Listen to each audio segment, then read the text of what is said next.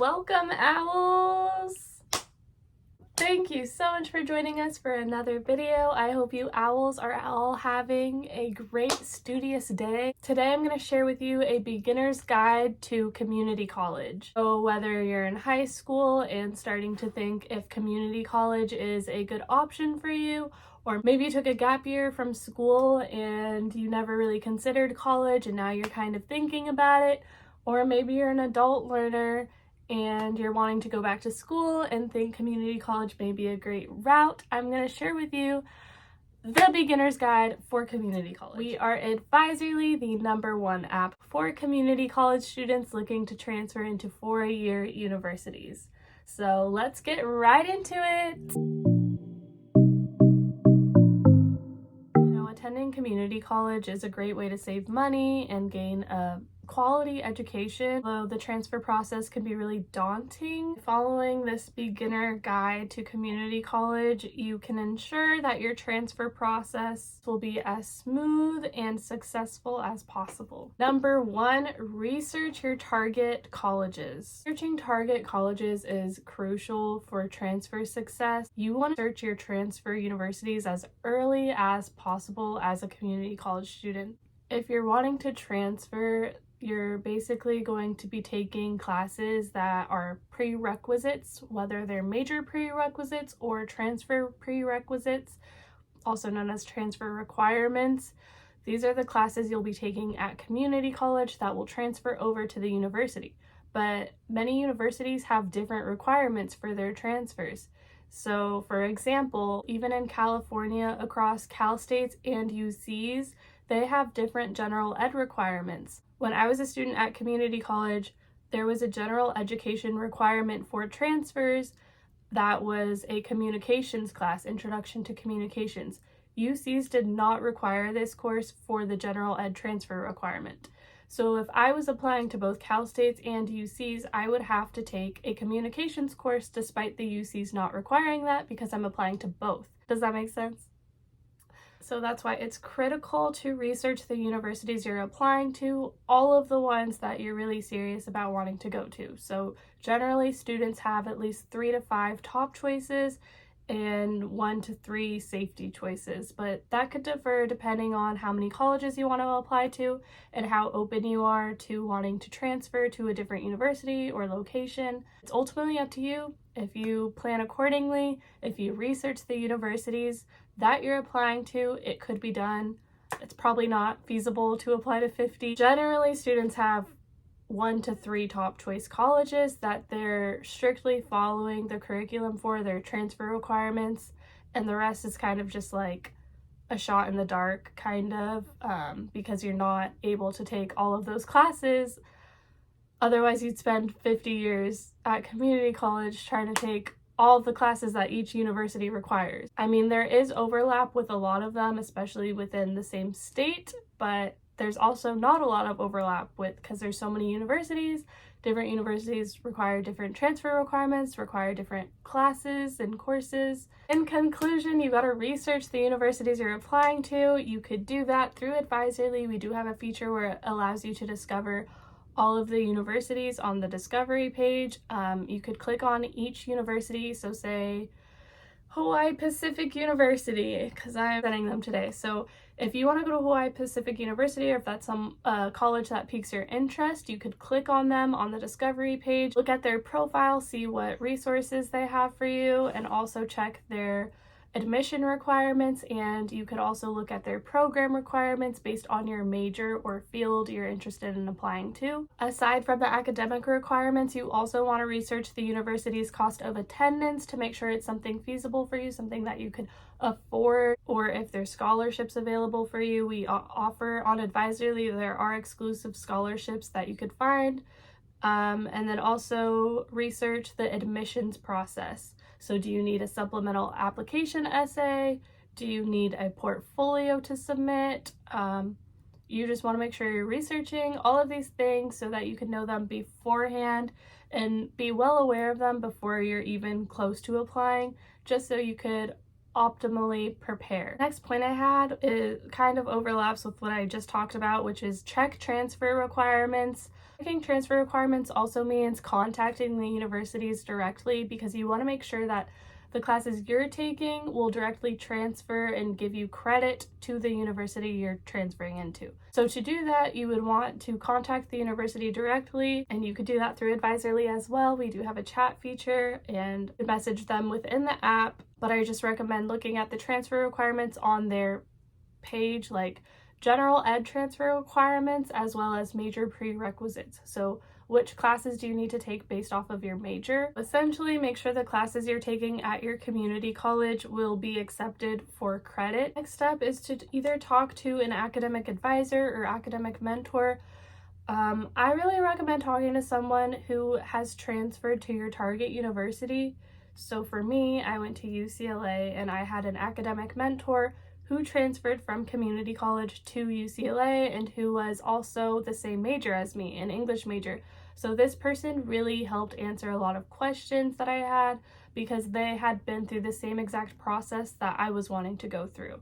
So it makes sense to look up to someone and kind of follow their footsteps if they're where you want to be. With your academic advisor or academic mentor or someone who went through the transfer process, just make sure you're sharing your transfer goals with them and make sure you're just like meeting all of the steps you need to be taking and planning accordingly. Just have like a second pair of eyes. Just confirm that you're doing everything you need to be doing, because it's really easy as an individual to mess up or miss something. I mean, the transfer process is overwhelming. It's a lot of information.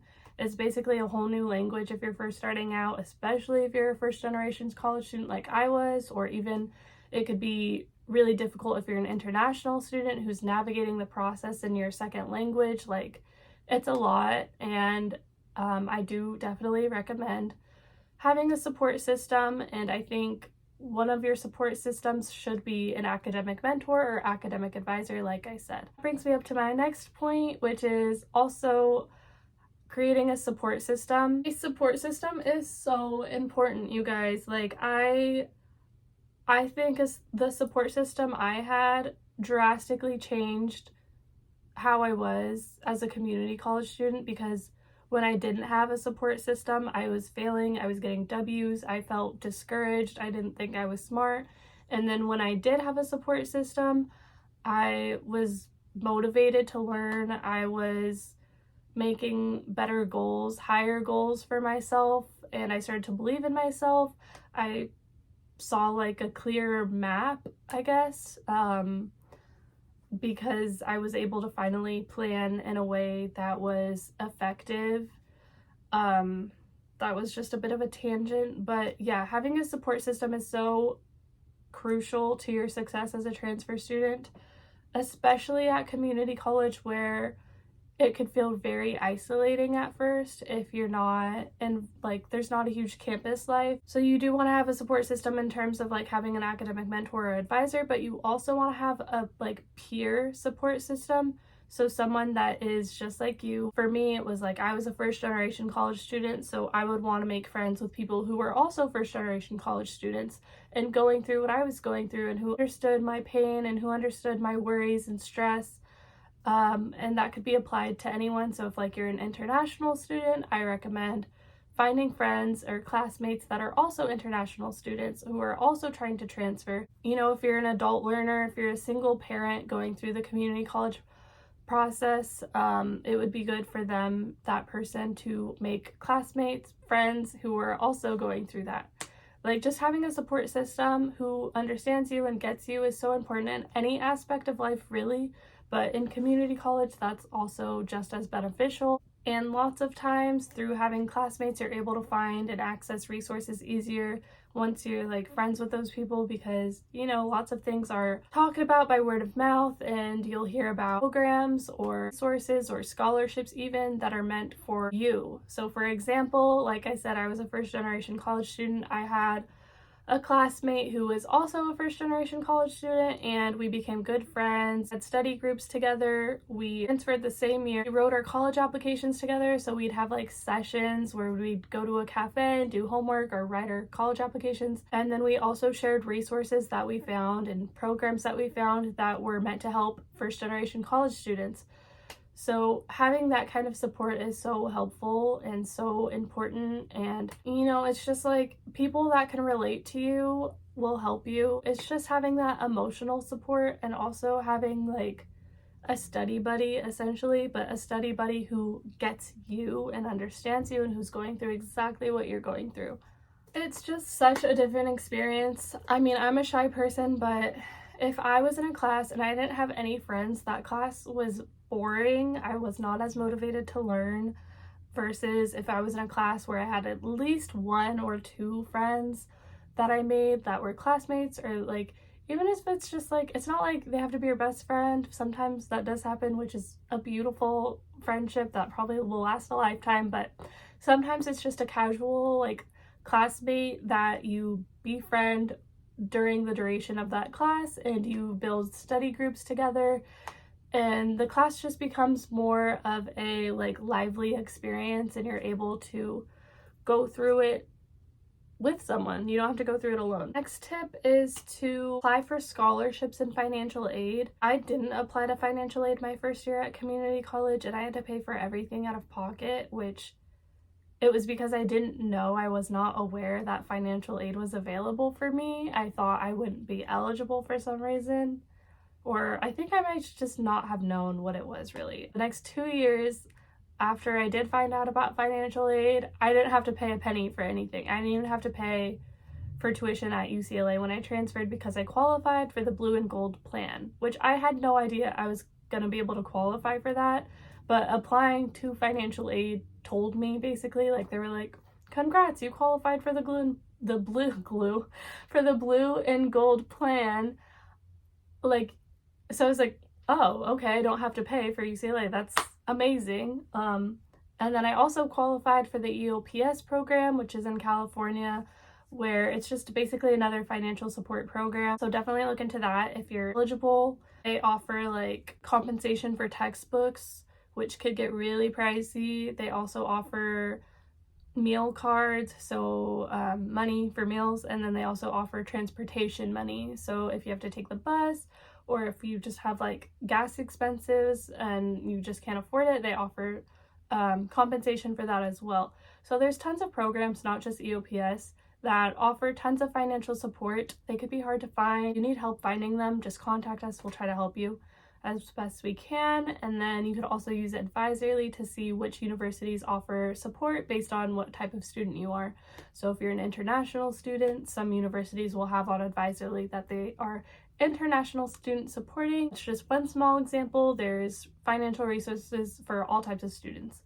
But yeah, EdVisorly is a great way to be able to find out which financial resources are available based on each university. As far as scholarships, apply to scholarships. Oh my gosh, no one applies to scholarships. So many scholarships that no one applies to. So like, I applied to a scholarship 1 hour before it was due and I got it. And it was the highest scholarship that anyone at my college could have received, and it was for the honors program scholarship. So any program you join, whether it's at your community college or at a university or within like a city maybe, they offer scholarships. So if you're in the honors program, you have access to more scholarships. If you're in Phi Theta Kappa, you have access to scholarships. If you're in like I